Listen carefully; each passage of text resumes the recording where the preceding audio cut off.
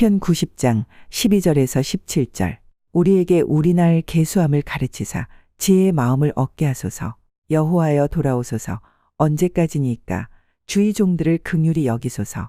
아침에 주의 인자로 우리를 만족해 하사 우리 평생에 즐겁고 기쁘게 하소서. 우리를 공곡해 하신 날수대로와 우리의 화를 당한 연수대로 기쁘게 하소서. 주의 행사를 주의 종들에게 나타내시며 주의 영광을 저희 자손에게 나타내소서. 주 우리 하나님의 은총을 우리에게 임하게 하사 우리 손의 행사를 우리에게 경고케 하소서. 우리 손의 행사를 경고케 하소서. 오늘 시편 90편 12절과 17절 말씀, 인생의 짧음을 헤아리는 지혜. 2023년도도 이제 다 지나가고 2주밖에 남지 않았습니다.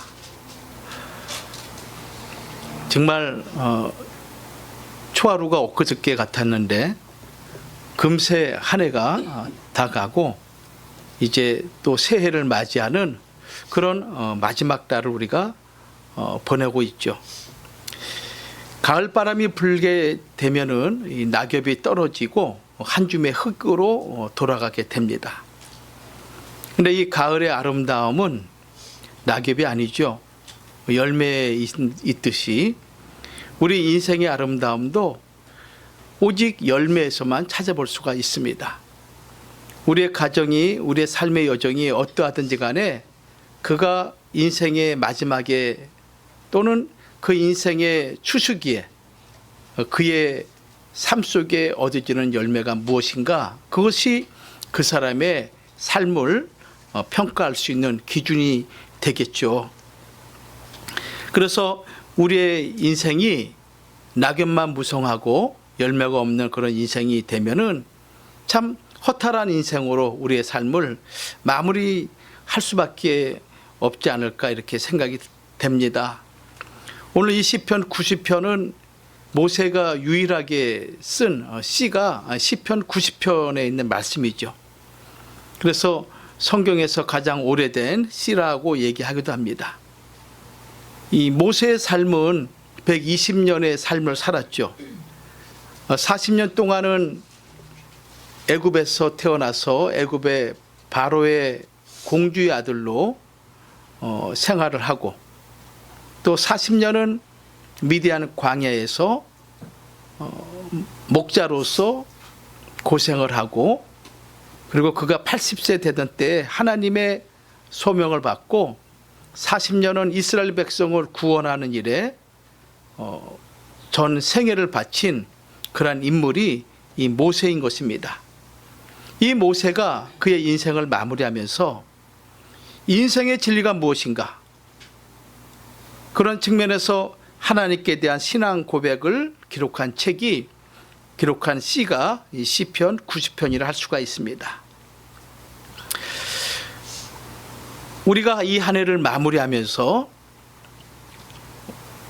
과연 이 세월이라는 것은 우리에게 어떠한 것을 가르치고 있으며 어떠한 의미로 우리는 이 세월을 생각해 봐야 되는가라는 것을 우리가 한번 생각해 보도록 하려고 합니다. 그 러시아의 그 대문호로 할 수 있는 톨스토이가 이런 얘기를 했습니다. 우리는 세상을 사는 것이 아니라 이 세상을 지나가고 있는 것이다. 이 세상을 지나가고 있는 것이다. 이렇게 그런 말을 했습니다. 이 말을 통해서 그는 우리에게 가르쳐주고자 하는 교훈이 무엇인가 하면은 인생은 나그네 길과 같다라는 것을 가르쳐주고 있는 것이죠. 그래서 성경은 우리의 믿음의 선조들이 한결같이 그들이 이 땅에서 얼마만큼 살았든지 간에 그들의 삶을 무엇으로 표현했냐면은 나그네 길로 고백을 합니다. 우리가 잘 알고 있는 창세기 47장 9절 말씀 보면은 야곱이 가나안 땅에서 애굽으로 들어가죠. 물론 요셉의 초청으로 들어가게 됩니다. 그때 바로 앞에 서서 그가 고백하기를 내 나그네 길의 세월이 130년이다. 이렇게 고백합니다. 야곱이 태어날 때부터 지금 바로 앞에 서 있는 그 세월이 130년인데 그 모든 삶을 나그네 길로 표현을 하고 있음을 우리는 창세기 47장 9절을 통해서 확인할 수 있죠. 이어서 그는 나의 연세가 얼마 못되니 우리 조상의 나그네 길의 세월에 미치지 못한다. 그러니까 자기도 나그네 길을 살아온 것인데 우리 믿음의 선진들도 나그네 길을 살았다라고 표현하고 있는 것이죠.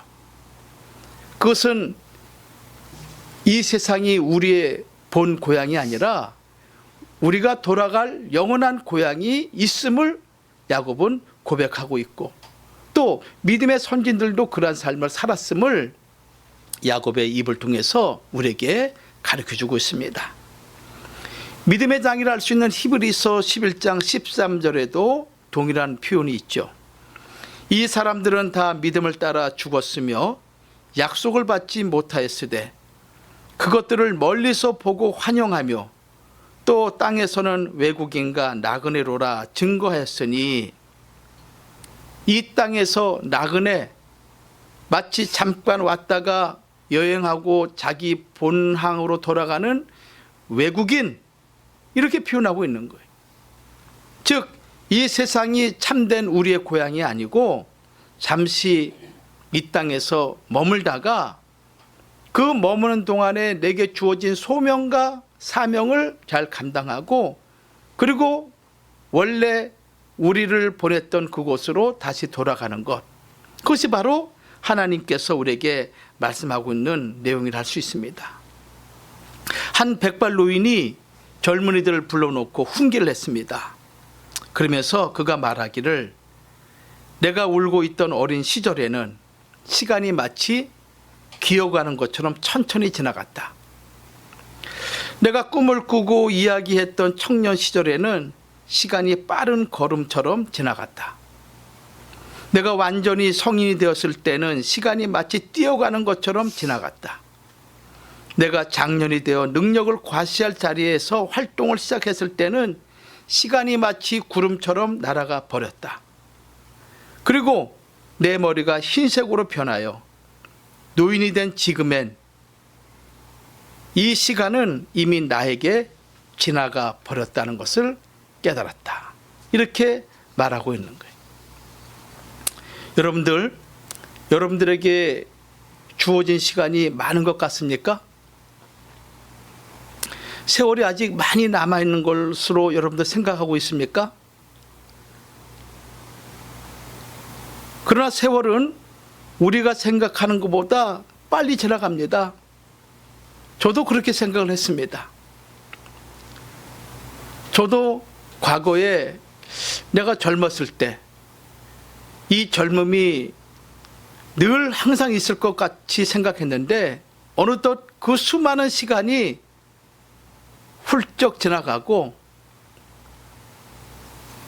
나도 원치 않는 흰머리가 나고 원치 않는 주름이 생기고 또 우리의 육신은 점점 쇠약해 가는 것을 경험하고 있는 것이죠.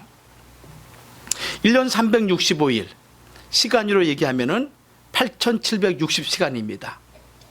올해도 남은 시간이 거의 한 330여 시간뿐이 우리에게 남지 않았습니다. 이 시간 안에 우리가 무슨 일을 경험할지, 내 인생에 어떠한 전환점이 있을지 우리는 알 수 없는 거죠. 그래서 우리에게 주어진 시간, 내게 주어진 시간이 얼마나 남았는지, 내게 주어진 기회가 얼마나 남았는지 우리는 알 수 없지만은 우리의 남은 시간만큼은 우리가 잘 계산해서 생각을 해서 지금까지 내 인생을 되돌아보았을 때 후회하고 한숨스럽고 그리고 하지 못한 일이 있다면은 이해가 가기 전에 다시 한번 우리 인생을 되돌아보면서 여러분 남은 생애를 참으로 지혜롭고 선한 일에 힘쓰는 거룩한 주의 백성으로 살아가야 되지 않을까, 이렇게 생각을 하게 되는 거죠. 그래서 시간에 관한 아주 유명한 명언이 있는데, 세월은 사람을 기다려주지 않는다라는 말이 있어요. 세월은 사람을 기다려주지 않는다. 어느 누구라도 시간은 기다려주지 않는다라고 이렇게 말을 하고 있는 것이죠. 금세 지나간다는 것입니다. 오늘 이 시편 90편에 있는 말씀을 통해서 과연 이 한 해를 마무리하는 이 12월 달에 나는 어떻게 마무리를 할 것이며, 또 새롭게 맞이하는 2024년 한 해는 어떠한 마음의 자세로 내가 살아갈 것이며, 그리고 먼 훗날 내가 하나님의 보좌 앞에 서는 그날, 그때는 모든 사람들이 다 쓰게 되겠죠. 그때 하나님 앞에 자신 있고 기쁘고 담대함으로 하나님 앞에 의의 면류관, 생명의 면류관을 받아야 될 터인데, 그러기 위해서는 지금 이후로 나의 생애를 어떻게 내가 보낼 것인가, 너무너무 중요한 그런 우리의 여정이 아닌가 생각해 봅니다. 그런 면에서 오늘 모세가 간구한 것처럼, 또 모세가 고백한 것처럼 몇 가지의 교훈을 통해서 우리가 다시 한번 하나님의 말씀을 우리 마음에 새기고자 합니다. 자, 첫 번째는 어떤 사람이 참으로 지혜로운 사람인가 할 때 나의 남은 날들을 셀 수 있는 지혜를 가진 자가 지혜로운 자라는 것입니다. 모세가 고백을 했습니다. 나의 남은 날들을 계수하는 지혜의 마음을 달라고 시편 90편 12절에 말씀하고 있죠. 여기 나의 날 계수함이라는 것은 이후로 나의 남은 날들을 셀 수 있는 지혜를 달라는 것입니다. 얼마가 남았는지. 여기 계수라는 단어가 나오죠. 계산하다, 세다, 또 준비하다, 이런 뜻을 가지고 있는 거예요. 남은 세월이 점점 짧아지고 있습니다.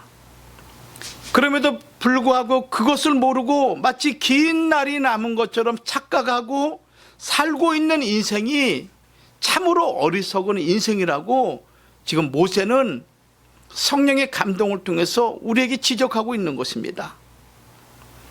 인생은 출발점이 있고 코스가 있고 종착점이 있죠. 우리 삶의 끝이 있음을 우리는 분명히 명심을 해야 되는 것입니다. 그리고 그 종착점에는 성경은 분명히 우리에게 말씀하기를 천국과 지옥이 있음을 분명히 말씀하고 있는 거예요. 성도 여러분, 우리가 이 땅 살아가는 동안에 행한 모든 일들이 있습니다. 사람들은 모르죠. 그러나 우리의 심장과 폐부를 아시는 하나님은 우리의 마음의 동기부터, 그리고 그 마음의 생각을 다 알고 계시죠. 그리고 이 땅에서 내가 남이 보든지 안 보든지 행한 모든 일들에 대해서 내가 주 앞에 충성했는지 안 했는지, 정말 하나님을 내가 나의 아버지로 섬기고 주님을 나의 구주로 섬겼음에도 불구하고 내 인생에 있어서 하나님을 위해서 헌신하지 못하고 열심을 다하지 못한 것들이 그 보좌 앞에 서는 그날 다 드러난다는 거예요.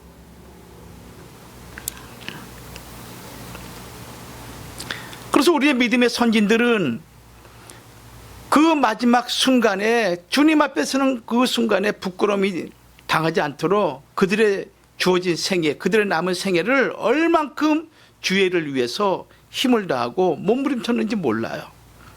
다윗은 시편 39편 5절과 7절 말씀 보면 이렇게 기록하고 있습니다. 주께서 나의 날을 손 넓이만큼 되게 하심에 나의 일생이 주의 앞에는 없는 것 같사오니 사람마다 그 든든히 선 때도 진실로 허사뿐이니이다. 진실로 각 사람은 그림자같이 다니고 헛된 일에 분요하며, 여기 분요는 뭐냐면 분주하다, 바쁘다는 거예요. 우리의 선진인 다윗이 고백하기를 사람들이 그림자같이 다니면서 헛된 일에 분주하다라고 얘기하고 있어요. 그리고 재물을 쌓았는데 그 재물을 누가 취하는지 알지 못한다. 그러면서 시편 39편 7절에 주님, 내가 무엇을 바라겠습니까? 오직 나의 소망은 주님께 있습니다. 이렇게 다윗은 고백을 하는 거예요. 오늘날도 마찬가지죠. 사람들은 그림자같이 헛된 것들, 사라지는 것들, 없어지는 것들, 이것만 잡으면 영원히 나에게 기쁨과 소망을 줄 수 있는 것이라 생각하는 것들이지만은 하나님 앞에는 그림자 같은 것들을 붙잡고 살아가는 사람들이 얼마나 많습니까? 그리고 재물을 위해서 자기의 온 생애를 투자한 사람이 얼마나 많아요. 그런데 오늘 다윗은 고백하기를 그 재물을 누가 취하는지 알 수 없다라고 우리에게 말하고 있는 거예요. 그러면서 그는 나의 소망은 하나님께 있습니다. 오직 하나님만을 의지하고 하나님께만 소망을 두고 살겠습니다라고 고백을 하는 거예요. 사도 바울도 에베소서 5장 15절과 17절에 그런즉 너희가 어떻게 행할 것을 자세히 주의하여 지혜 없는 자 같이 말고 오직 지혜 있는 자 같이 하여 세월을 아끼라. 때가 악하니라. 그러므로 어리석은 자가 되지 말고 오직 주의 뜻이 무엇인가 이해하라. 내가 왜 이 땅에 태어났으며 내가 왜 이렇게 하나님을 믿고 오늘 이 시간까지 살아왔는지 한번 생각해 보라는 거예요. 그리고 여러분들의 남은 때를 생각해 보면서 이 남은 세월을 아끼면서 진정으로 하나님의 뜻이 무엇인가를 이해하고 그 뜻을 붙잡고 하나님 말씀대로 살아가라. 이것이 사도 바울이 말씀을 통해서 우리에게 지금 전하고 있는 것이죠. 사도 바울은 무엇보다도 세월을 아끼라고 당부하고 있지 않습니까? 그것은 우리의 남은 시간을 잡으라는 것입니다. 기회를 잡으라는 거예요. 그래서 이런 얘기가 있지 않습니까? 강물이 흘러가지만은 그 강물이 다 흘러간다고 해서 내 것이 되는 것이 아니라 내가 바가지에 떠가지고 내 큰 그릇에 담는 것만이 내 것이 되는 것이지 모든 것이 내 것이 아니라는 것이죠. 그렇다면은 내가 하나님 앞에 설 때 내 양손에 들 수 있는 것이 무엇이냐 이거예요. 내가 하나님 앞에 설 때 내가 자신 있게 하나님 내가 이런 일을 했고 이렇게 하나님 앞에 뜻을 위해서 내가 일을 했습니다라고 고백할 수 있는 것이 무엇이냐, 이걸 한번 이 12월 한 해가 다가기 전에 한번 되돌아보라는 거예요.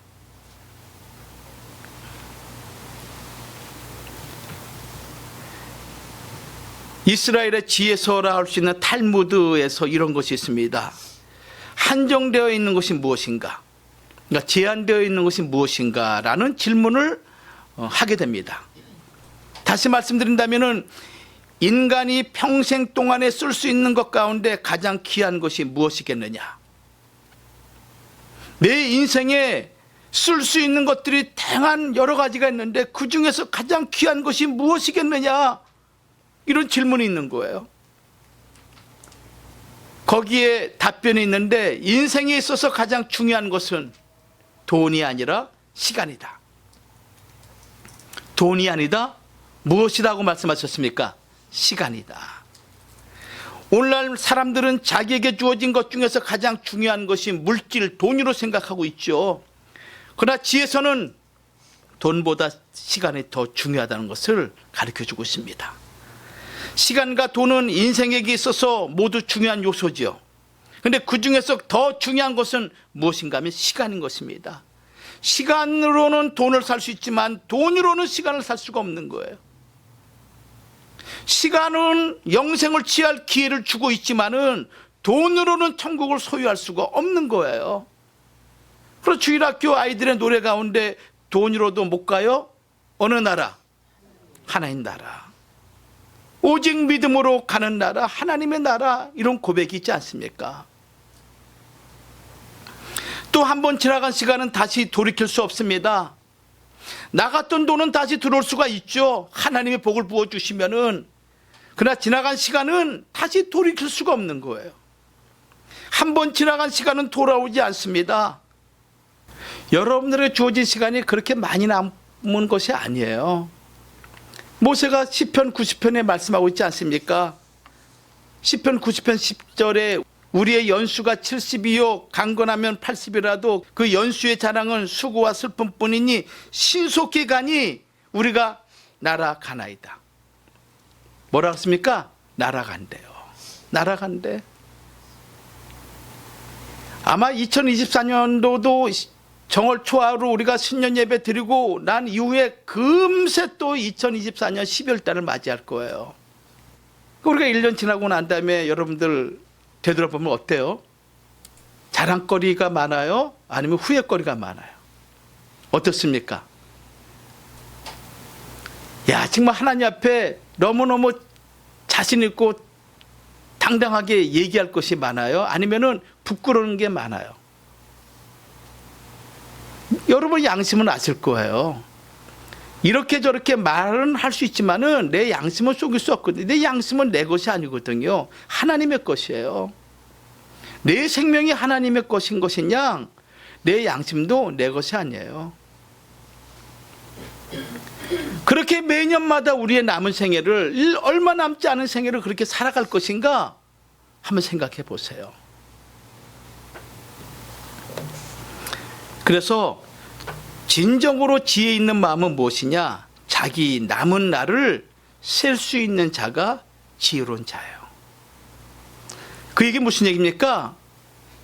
세상의 헛된 것들, 나그네 같은 것들, 사라지는 것들, 없어지는 것들에 내 마음과 생각을 주지 말고 영원한 하나님, 영원한 하나님의 그 말씀을 붙잡고 여러분의 남은 생애를 참으로 알곡이 되고 열매가 되는 삶을 살아가라는 그런 의미인 거예요. 디도서 3장 8절 말씀 보면은 사도 바울은 성령의 감동을 통해서 우리에게 하신 말씀이 무엇인가 하면은 하나님이 우리를 택하신 이유가 뭐냐? 선한 일에 열심을 다하는 백성으로 삼기 위해서, 친백성 삼기 위해서 우리를 택했다고 이렇게 말씀하고 있어요. 여기 선한 일이라는 것은 도덕적으로 착한 일을 의미하기도 하지만은 더 중요한 것은 하나님의 말씀을 지키는 것을 말하고 있는 거예요. 하나님 말씀 지키는 것보다 더 선한 일이 어디 있겠습니까? 하나님 말씀을 지킬 때 내가 도덕적인 품성을 유지할 수가 있고, 하나님 말씀을 지킬 때 내가 의와 공도를 행할 수 있는 능력을 갖게 되는 것이고, 하나님 말씀을 지킬 때 이 땅에서 하나님 마음을 헤아리는 마음을 우리가 얻게 됨으로 말미암아 복음 전환 일에 열심을 내지 않을 수가 없는 거죠.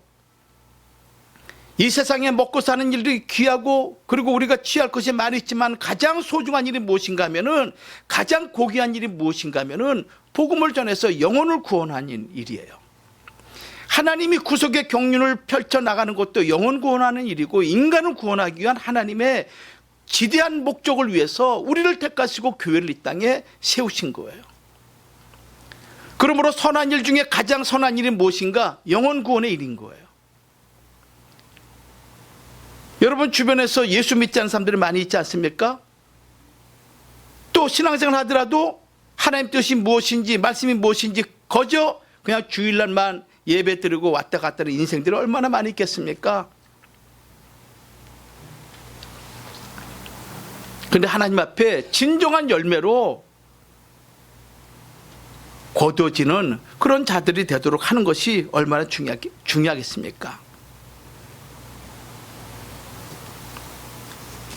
그래서 참으로 지혜 있는 자가 누군가 하면은 자기 남은 날을 셀 수 있는 자가 지혜로운 자다. 여러분 누가복음 12장 16절과 20절에 보면은 부자 이야기 나오죠. 부자 이야기. 이 부자가 아주 농사를 지어가지고 그 소출이 아주 풍성했습니다.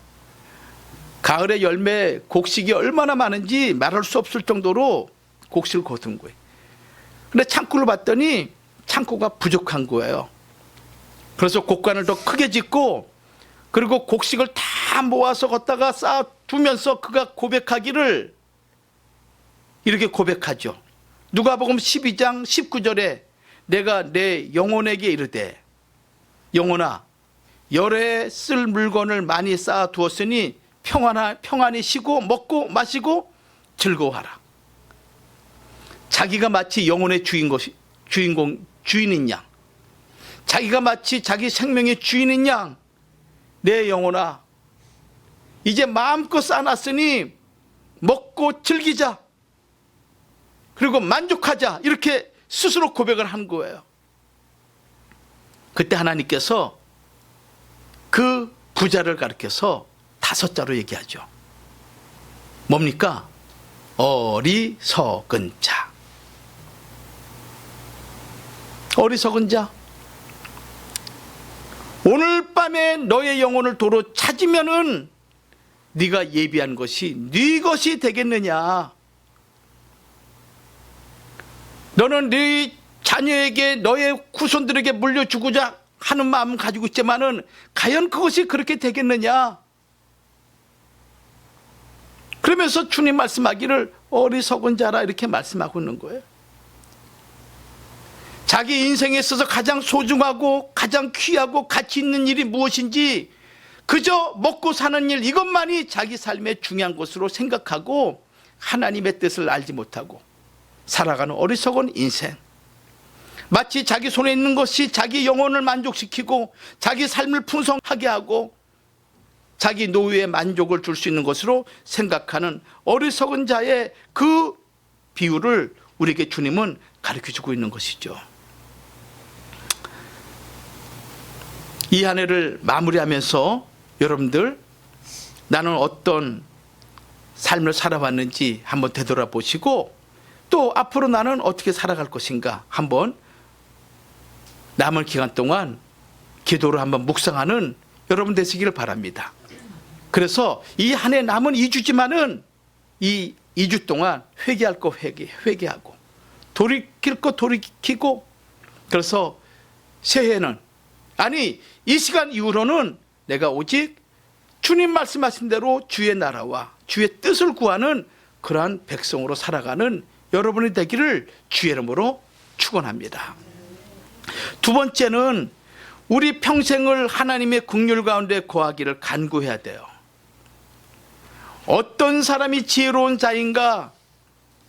우리의 짧은 인생을 살아가는 가운데 과연 무엇이 지혜로운 자인가라고 얘기할 때 나의 남은 생애를 우리의 평생을 하나님의 긍휼 가운데 거하기를 구하는 마음, 이게 지혜로운 마음이라는 거예요. 시편 90편 13절과 15절에 기록하고 있죠. 여호와여 돌아오소서 언제까지니까 주의 종들을 긍휼히 여기소서. 아침에 주의 인자로 우리를 만족해 하사 우리 평생에 즐겁고 기쁘게 하소서. 우리를 공곡해 하신 날수대로와 우리의 화를 당한 연수대로 기쁘게 하소서. 이렇게 말씀하고 있습니다. 긍휼. 이것은 위로하다 또 불쌍히 여기다라는 그런 말씀이잖아요. 가엽게 여겨서 돌봐주는 그런 단어가 긍휼이에요. 치근한 마음으로 도와주는 것을 긍휼이라 얘기하는 것이죠. 성경에 나와 있는 이 긍휼은 하나님의 언약을 기초로 해서 하나님의 백성들에게 주시는 하나님의 은총을 가리켜서 긍휼이라 이렇게 말하고 있습니다. 그래서 이 긍휼은 인생의 모든 고난과 슬픔과 고통과 어려움을 해결해 줄 수 있는 출발점이 되는 거예요. 이스라엘 백성이 애굽에서 430년 동안 종살이 하는 거, 바벨론 포로 70년 동안 끌려가서 종살이 하는 거, 그리고 하나님의 백성들이 신음하고 억압 가운데 질병과 고난 가운데 있을 때 그 누구도 눈여겨보지 않지만은 하나님이 한번 긍휼을 베풀어 주시면은 그 모든 고난과 어려움이 기쁨과 즐거움으로 바뀌는 그 출발점이 긍휼인 거예요. 여러분 가정에 여러분 개인적으로 여러분들 해결될 문제가 여전히 남아있지 않습니까? 그때 여러분들 무엇으로 이 문제를 해결할 수 있겠습니까? 하나님의 긍휼하심을 힘입을 때 해결이 되는 거예요. 이 긍휼하심에 가장 온전하게 나타난 사건이 예수 그리스도께서 인간의 몸을 입고 이 땅에 성육신하신 성탄절이죠. 하나님이 우리를 사랑하신다라는 그 말씀이 우리 눈에는 안 보이는 거예요.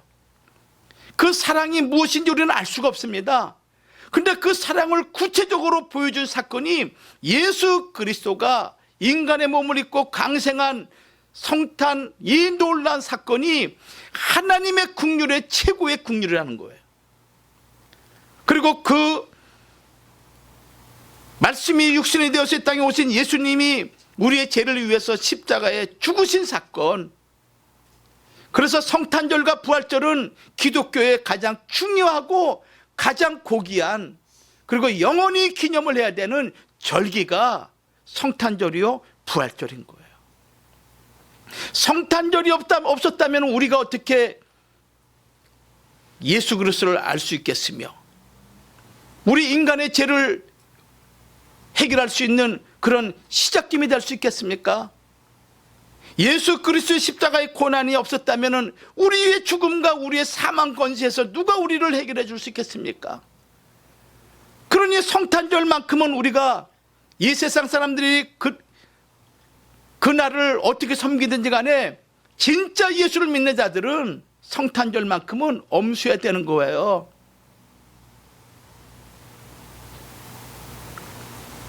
내 인생의 이 성탄절이 마지막 될 줄 누가 알겠습니까? 이 부활절도 마찬가지죠, 여러분들.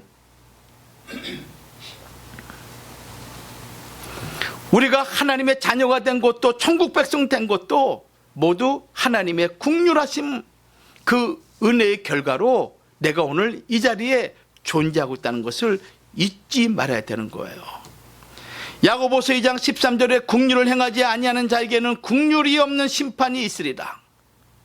내가 긍휼을 힘입었음에도 불구하고 내 주변의 사람들에게, 내 이웃들에게 긍휼을 베풀지 않는 자에게는 긍휼이 없는 심판이 임한다라고 야고보 2장 13절에 말씀하고 있습니다. 그러면서 긍휼은 심판을 이기고 자랑하느니라. 긍휼은 심판을 이긴다는 거예요.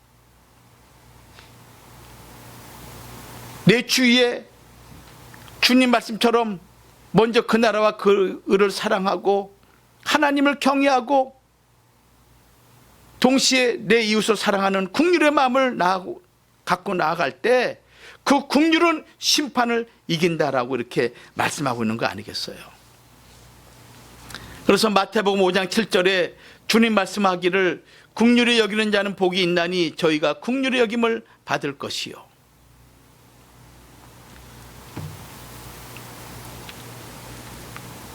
그래서 시편 기자는 하나님의 긍휼로 인해서 우리의 남은 생애가 평생에 즐겁고 기쁘게 하기를 소원하는 마음을 기도했던 것입니다. 여러분들, 이런 은혜를 여러분 생애에 충만하게 누리길 바랍니다. 하나님, 내 평생에 하나님의 긍휼을 힘입기를 원하고 그 긍휼이 나와 우리 가정과 내 자자손손 대대로 주님 오시는 그날까지 하나님의 긍휼 안에 떠나지 않기를 소망합니다. 이런 믿음의 유산을 우리 자녀들에게 넘겨줄 때 얼마나 복스럽고 아름다운 믿음의 가문 되겠습니까? 그렇지 않겠습니까?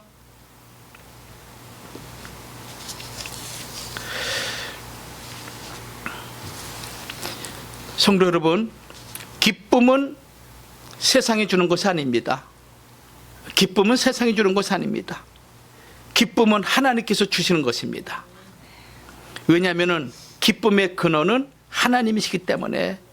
그래서 하나님께서 우리와 함께 하시면 우리는 기쁘게 살 수가 있습니다. 기쁘게 살 수가 있습니다. 기쁘고 즐겁게 살 수가 있습니다. 여러분들, 그러니까 하나님을 놓치지 마세요. 시편 94편 19절에 다윗은 주의 위안이 내 영혼을 즐겁게 하시나이다. 하나님의 위로하심이, 하나님의 위안이 우리 각자를 즐겁게 하신다라고 고백을 했습니다. 하나님께서 나를 돌보시고 나와 함께 하시고 붙들어 주시면 나는 즐겁고 기쁘게 살 수가 있다, 이렇게 고백을 한 거예요. 예수님도 요한복음 15장 11절에 내 기쁨이 너희 안에 있어 너희 기쁨을 충만하게 하려 함이니라. 주님이 고난 가운데 얼마나 힘든 그런 공생의 삶이었습니까?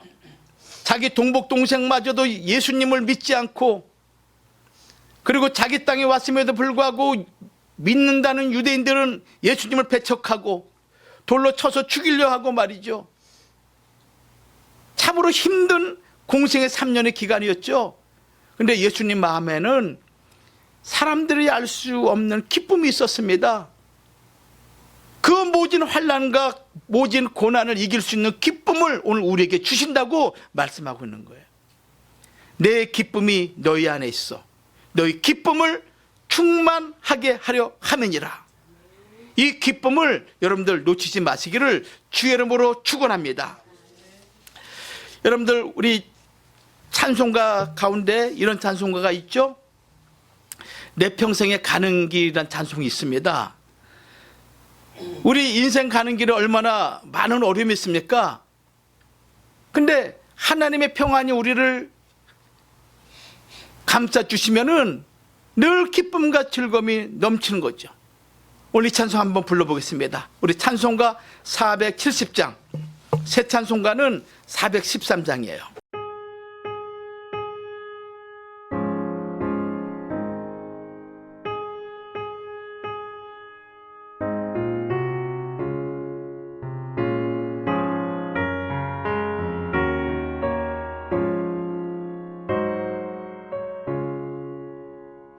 내 평생에 가는 길 순탄하여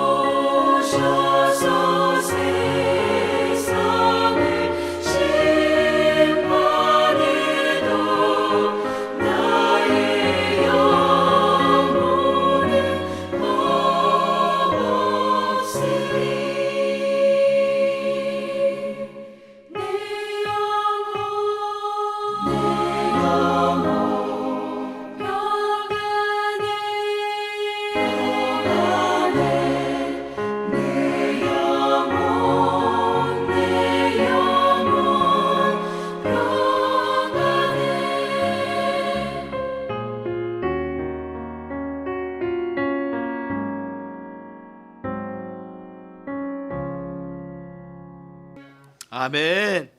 이 은혜가 여러분들에게 평생에 떠나지 않기를 주의 이름으로 축원합니다. 공중에서 구름이 일어나서 큰 나팔이 울려 퍼질 때 우리 각자 이름을 하나님이 부르십니다. 그때 하나님 앞에 설 때 우리가 담대하고 겁없이 주님 감사합니다. 지금까지 지내온 것 주님의 은혜였습니다. 하나님 감사합니다 하면서 내 영혼 평안해. 그 마음을 가지고 주의 나라에 입성할 때 얼마나 보람있고 얼마나 기쁘고 얼마나 즐거울까. 그런 날에 여러분들이 남았음을 믿으시기 바랍니다. 이 땅에 살아간 동안에 여러분들 늘 순탄하기만 하겠습니까? 늘 잔잔한 강같이 흘러가기만 하겠습니까? 큰 풍파가 일어나고 무섭고 어렵고 그리고 어찌할 수 없는 그런 고난 가운데 우리가 있을지라도 그래도 나의 영혼만큼은 하나님이 주시는 은혜로 늘 평안하고 기쁘고 즐거움으로 내가 주와 동행할 수만 있다면 이 얼마나 복스럽고 얼마나 하나님께 은총을 입은 그런 심령이겠습니까? 그 은혜가 여러분 가정에 평생에 떠나지 않기를 주의 이름으로 축원합니다. 마지막 세 번째, 주의 은총으로 우리 모든 날을 견고케 해달라고 간구해야 됩니다. 하나님의 은총으로 우리의 모든 날들을 요동하지 않고 견고하게 해달라고. 지진이 일어나고 천둥번개가 치고 세상에 큰 환란이 있다 할지라도 하나님의 은총으로 나의 모든 삶이 견고하고 흔들리지 않게 하나님 도와달라고 그렇게 하나님께 간구하는 삶을 살아가는 것, 이게 지혜로운 하나님의 백성이라는 거예요. 시편 90편 16절과 17절에 말씀하고 있지 않습니까?